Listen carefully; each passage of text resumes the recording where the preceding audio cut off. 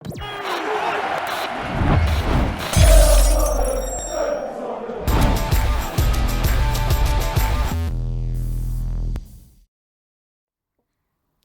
going on, people? We are Tottenham TV here.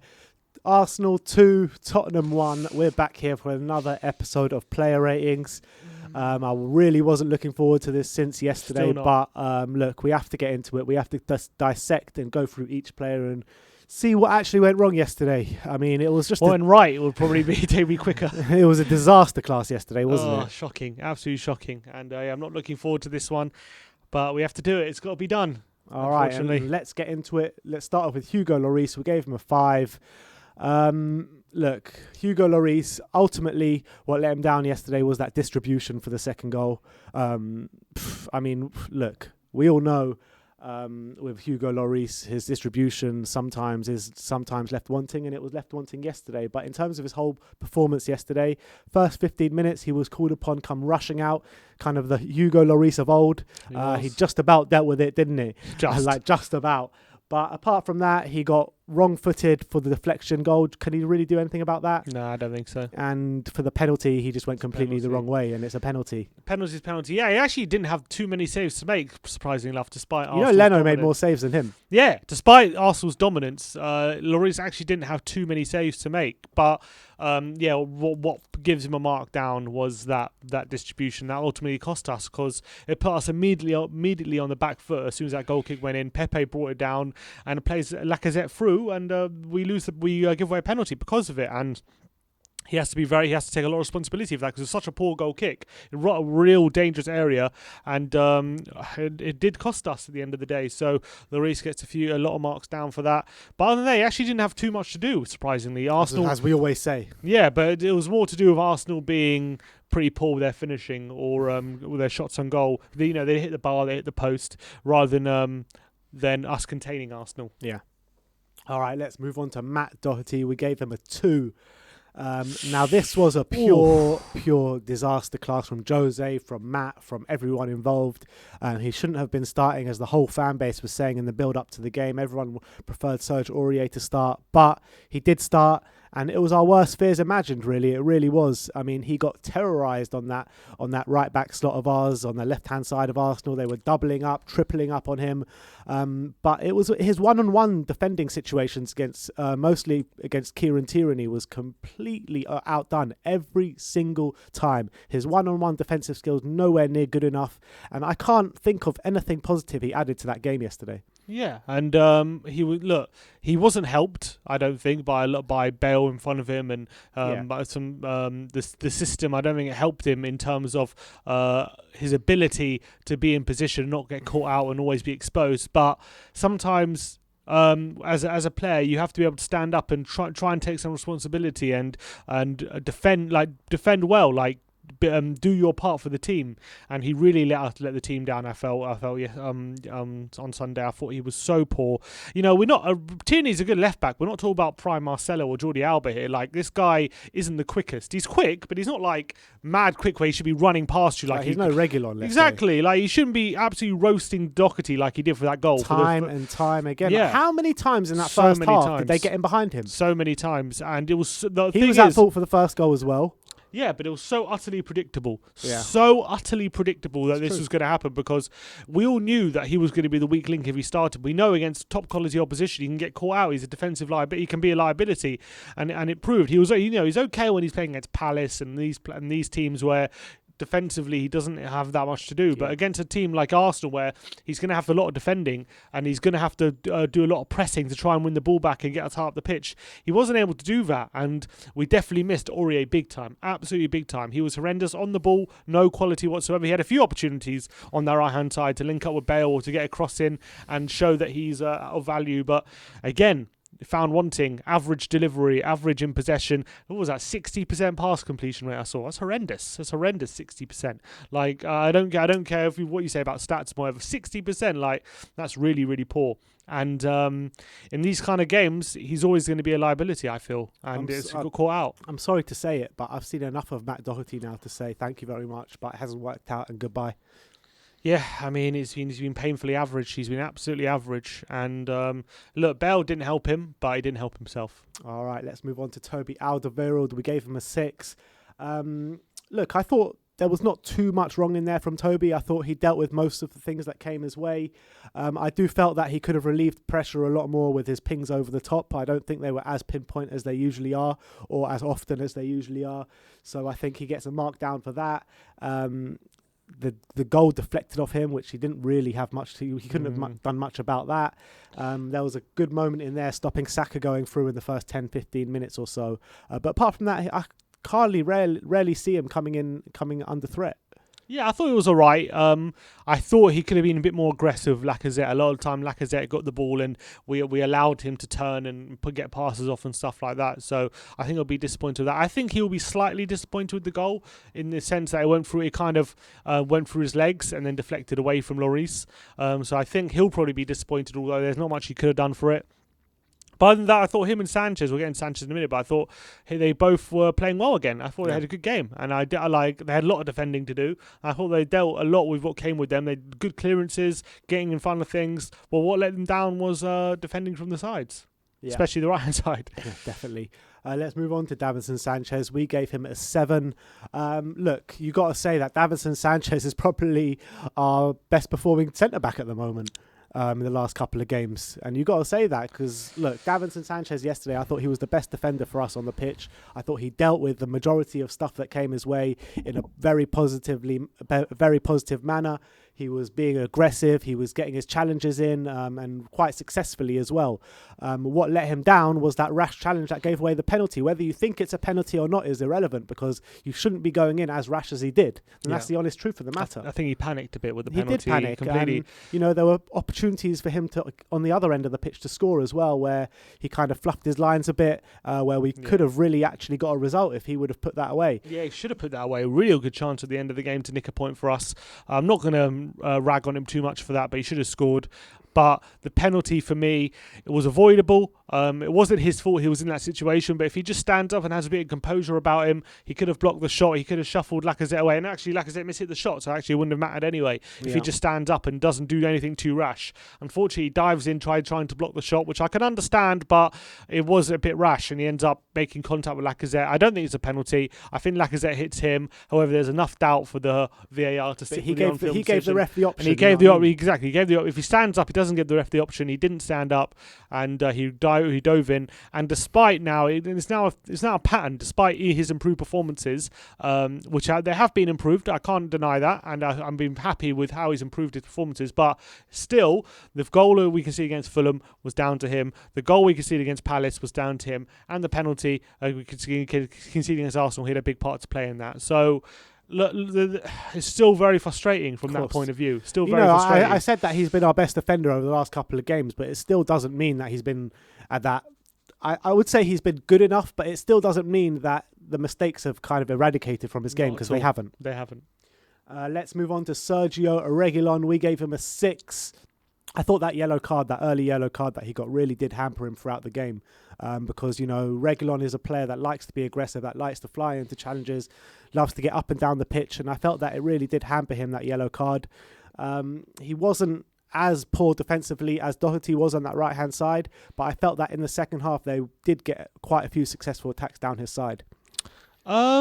I thought he was actually playing fairly well, Reguilón. Maybe, obviously, could have got found in forward positions a bit more often. He did get the one time I remember he got found in a forward position. We got the goal, and that was with the cross. And it was a lovely cushion volley, wasn't it? Yeah, really good play, and it was good cross-field pass by Bale, good volley by Reguilón into Lucas. Really nice play. His distribution's great, Reguilón, isn't it? It's just whenever he gets in an attacking position, he always tries to make it count, and that's very positive from him. I thought a few times he was being very aggressive with Saka, especially in the first half, pressing him really intensely and winning a few tackles and stuff.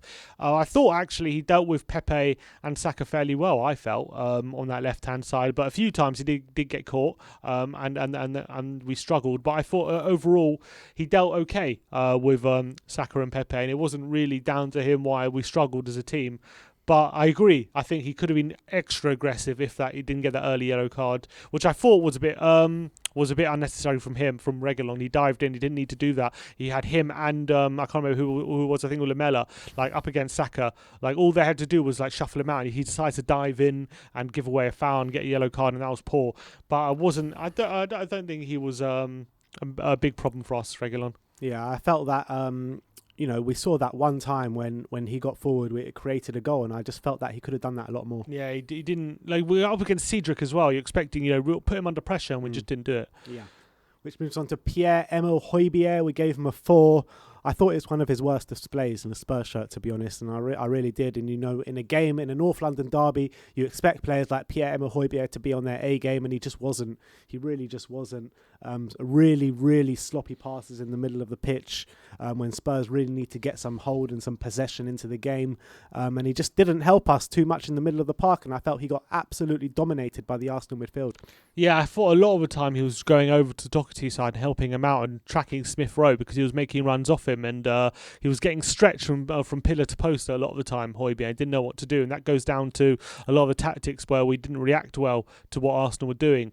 Højbjerg, but on the ball, I thought he was pretty poor. There were a few moments in the second half, I remember, where he did win the ball back in good positions and then set us up on attacks, which we didn't make the most of. But I thought a lot of the time his passing and his touch were really, really poor. And I feel like when he plays that role like he did for Southampton, where he's going box to box and he's kind of everywhere and he's in everyone's kind of a little bit like a headless chicken. I feel like for us, that doesn't really suit us when he's doing that kind of role. I feel like he's a lot better when he's just settled in a position, when he's sitting deep and he doesn't have to do all this running. But it's I feel like a deep lying sweeper or something. Yeah, he's a lot. I like him a lot better there. I feel like he's a bit chaotic when he's going box to box and stuff. And I felt like he was kind of doing that role yesterday. And I think like he needs to simplify his game again and just concentrate on defending and not getting forward too much. And I feel like that's where he got undone. And yeah, Partey and Xhaka were having a field day with him. Yeah, they really were. Which moves us on to his partner, Tanguy Ndombele. We gave him a 3. And also actually on Højbjerg quickly, yeah. It was his fault for the goal, I feel. Right. He should have been marking Odegaard. 100%. He was completely ball watching. 100%. Completely ball watching. Which moves us on to Tanguy Ndombele. We gave him a 3. In his first ever North London derby, you expected him to grab the game by the scruff of the neck. The midfield battle was so important, and we just completely lost that. Partey and Xhaka, like you said for Højbjerg, completely dominated Ndombele as well. I felt he struggled so hard in this game. He kept struggling. His distribution was completely off it. And yeah, it was just really, really bad day in the office for Tanguy. He seems so off it for some reason. I'm not really sure what was his deal, but he had one dribble. That's all he did the whole game, and obviously he got brought down. But why he's not trying that more often in the game with his ability against someone like Granit Xhaka, who likes giving away fouls for fun, is really peculiar. It was really weird. There was one moment in the second half where he had oceans of space to run into, and he decides to do a first-time pass out wide to no one and gives it away straight away when we're on an attack, which was really frustrating. Off the ball, we know that's never really been his forte, but he did struggle a lot, I felt, off the ball. He had Partey and Xhaka to deal with, and Højbjerg was going out wide, and I felt like he didn't do any covering for Doherty as well when Doherty was caught out. So he struggled with that as well. And I expected him to compete a lot better in this kind of game, especially on the ball. He didn't really do those passes like in between the lines, trying to make something happen with his passing range, which he can do a lot, and he struggled badly with that as well. So that's another real frustration with Ndombele yesterday, and such an annoyance that he decides this game to fit in this kind of performance where we really needed him to step up. And I was backing him to do something this game, and unfortunately he got shown up by Thomas Partey in this one. Which moves us on to Gareth Bale. We gave him a 4. Another poor performance. He was really out there on the right-hand side, completely on his own. You got to say, when Kieran Tierney is pushing up, you expect him to make those runs in behind and for someone to find him, but that just wasn't happening. And if he's not doing that, you got to expect him to help out Doherty and track back and help out Doherty, which he wasn't doing, which was a massive detriment to the team, which meant the midfielders were going out to help Doherty, and that was leading so much space to the midfield, which led to Partey and Xhaka completely controlling that midfield. So you got to say, Gareth Bale, It just wasn't a good performance. He got hauled off on 55 minutes. Whether it was a right decision or wrong decision is neither here nor there, because he just didn't put in a good performance. I mean, the one bit of quality he did show was that ball over the top to Sergio Reguilon, which did lead to our goal, but he just wasn't providing enough quality on the pitch. Yeah, he was a weakness for us, which they exploited 100%. He was an absolute weakness. He got it spot on. You have to either track Tierney or attack the space that Tierney leaves behind. He did neither, and that made him anonymous, unfortunately. That was what Bale was. And I'm very, very disappointed, because he's been in such good form. You would have thought he'd be up for it and looking to make an impact in this game. But as I think Mourinho was probably pointing at him when he was saying important attacking players were hiding, I think he's looking at Gareth Bale for this one. Yeah, and I think he was hiding, and he didn't help Doherty, so Doherty got completely overrun, and he didn't attack any space which was left behind Tierney. So Bale was really, really poor. Disappointing. Let's move on to Lucas Moura. We gave him a 7. Finally, we can talk about a better performance. Half-decent performance. With 4 completed dribbles in the game, he was like the only one, one of the only ones, him and Lamela, which we'll get onto next. Him and Lamela were the only ones that kind of encapsulated that North London derby atmosphere. They're the only ones that kind of try to make anything happen throughout the whole game. Like I said, 4 completed dribbles. He kept trying, he kept plodding along, but there was no one around him that doing the same thing. Such a shame. He was the only one really pressing. He was involved in a lot of duels. He was the only one really trying to take the game to Arsenal, and he did a real good job. And it's such a shame that he wasn't helped by people around him, because there's so many. Although we say 4 completed dribbles, but he was dribbling past 2-3 players each time and being fouled. I think he got fouled 5 times. Yeah. I think the most on the pitch. Yeah. So such a shame that no one else was on his level of fight and desire to try and get something out of this game. And I thought he got a nice assist as well for Lamela, laying off for his goal. So he did well there. And he probably deserved a lot better from his teammates and from those around him in terms of desire to really take the game to Arsenal. And that was a shame. But he carries on his good form, Lucas, and he deserves to start next week for sure. Of course, 100%. Which moves us on to Erik Lamela. We gave him a 6. He came on after 20 minutes for Heung-min Son, obviously, who went off injured. So we're not going to give a rating to Heung-min Son, but we're going to talk about Erik Lamela, because I thought he was really good, and he also encapsulated what it means to play in a derby for Tottenham Hotspur. And I thought he was good. I think the shining, obviously that goal, you got to talk about that goal, because that goal is one of the great Premier League goals, never mind one of the great London derby goals, you know what I mean? Absolutely sensational. A few touches, and then that Rabona that goes through Partey's leg and curls around the defence, curls around Leno into the bottom corner. I mean, it's just such a shame how bad we were in this game that this goal is just going to be completely forgotten about. It is one of the great all-time Premier League goals, and also first ever Rabona ever scored in Premier League football. So he made a bit of history as well, I think, with that goal, and it was such a great finish from Erik Lamela. And he actually, when he came on, we were really struggling when Son was on the pitch, and he went off injured. And then he came on. He decided brought a bit of fight to the team, a bit of pressing, and it kind of showed up what the tactics are, because when the rest of the team, when he was on the pitch, it was like no pressing, and then he comes on the pitch and starts pressing the crap out of them. Then you're saying, okay, maybe the plan is to press, and the players just aren't doing it, and that's what was shown. Obviously, we only gave him a 6 really because of the red card. Unfortunately, that kind of knocked him down a peg in terms of the scoring, because I did think it was completely unnecessary second yellow. You're pushing on now to get the equaliser in the last 15 minutes, and then you do something as stupid as that. I mean, in the North London derby, when you're 2-1 down and chasing to get a goal, you just can't do that, man. I know it wasn't warranted, the sending off, because the first yellow was never a yellow. He got the ball. He cleanly got the ball.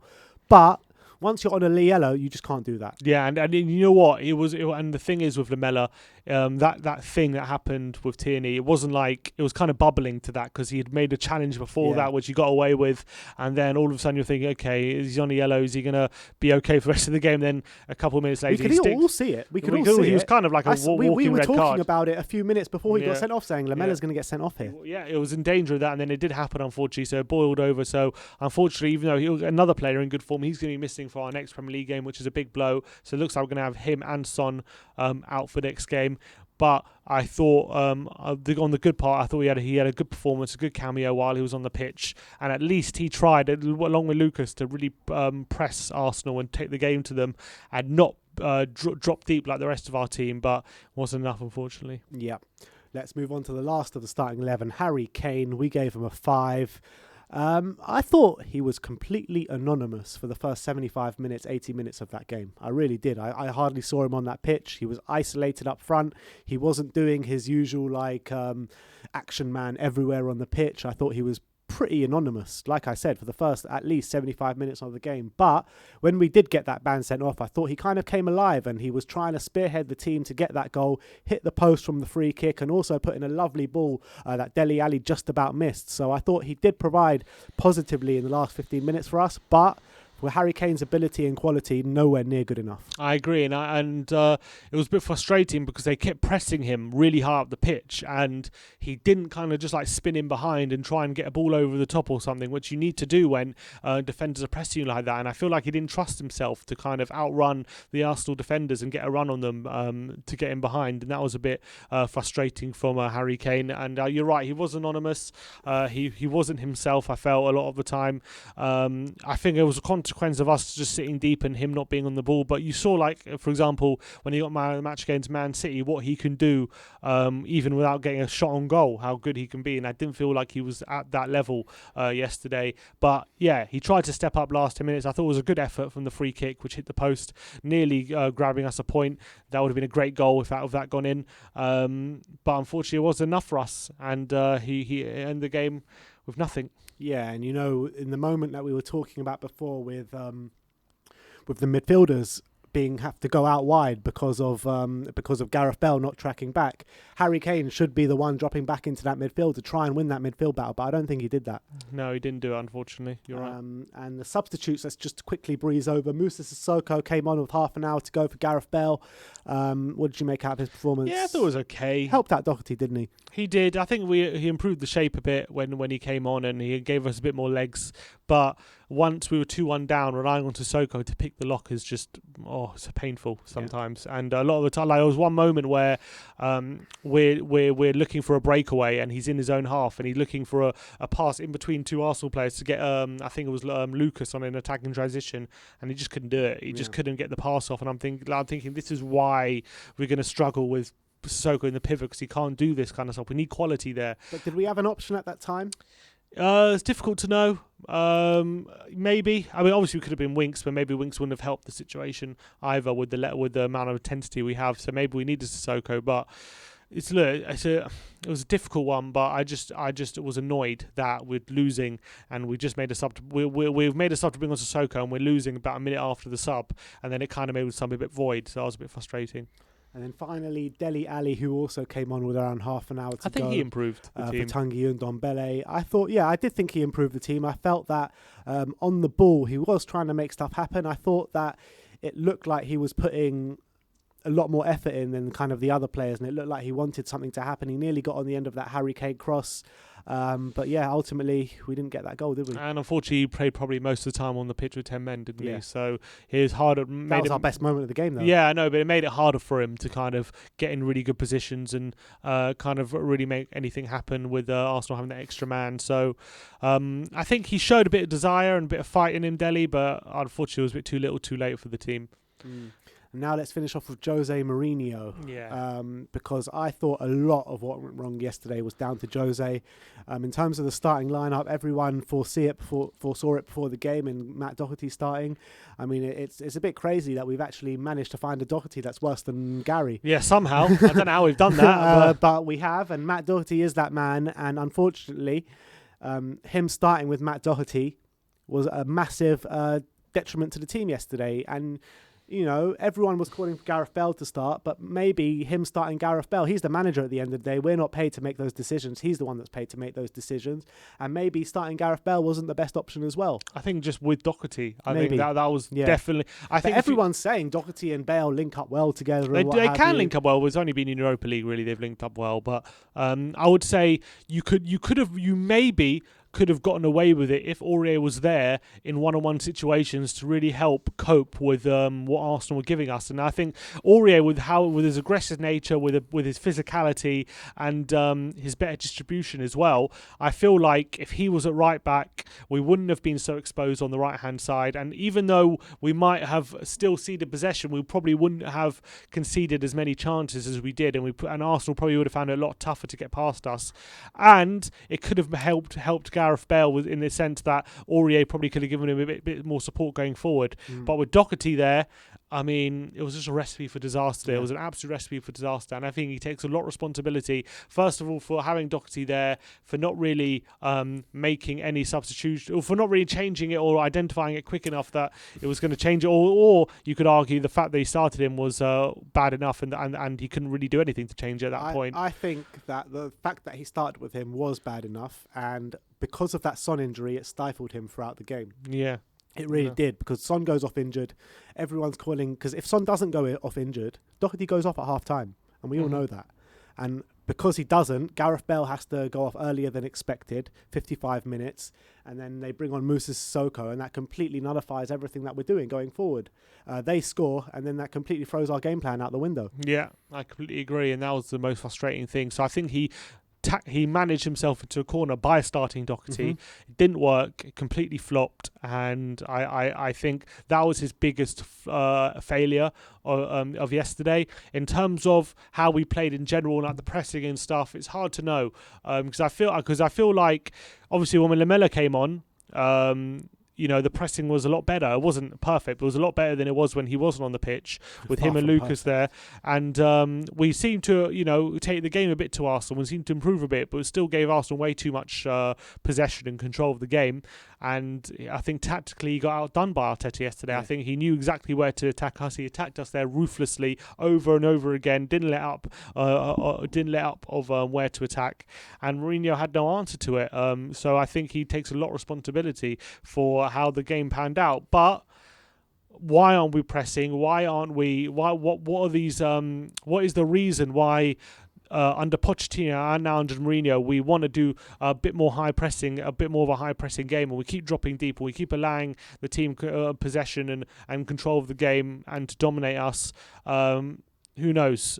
Time will tell, I guess, as to what the reasons are, but that's very, very frustrating. And I'm not sure if Poch couldn't solve it and now Mourinho can't solve it. I don't know who can solve that kind of problem. Daniel Levy. Yeah, exactly. Daniel Levy needs to solve it with a different kind of element to the squad. But all I would say is Mourinho has to take a lot of responsibility for how Arsenal completely ruthlessly attacked our right-hand side, and we couldn't do anything about it. Yeah, look, you got to give all credit to Arsenal yesterday, because they came with a game plan, they implemented it, and they completely found the flaws in our system, and they beat us fair and square. You got to say that, but ultimately it was only from a deflected goal and a penalty. And Lloris didn't have many saves to make again, which is what it is. I don't think it was a consequence of our good defending. It was more of a consequence of them hitting the post. Hitting the, I think Arsenal. They weren't clinical at all. Arsenal. Yeah, look, Arsenal played well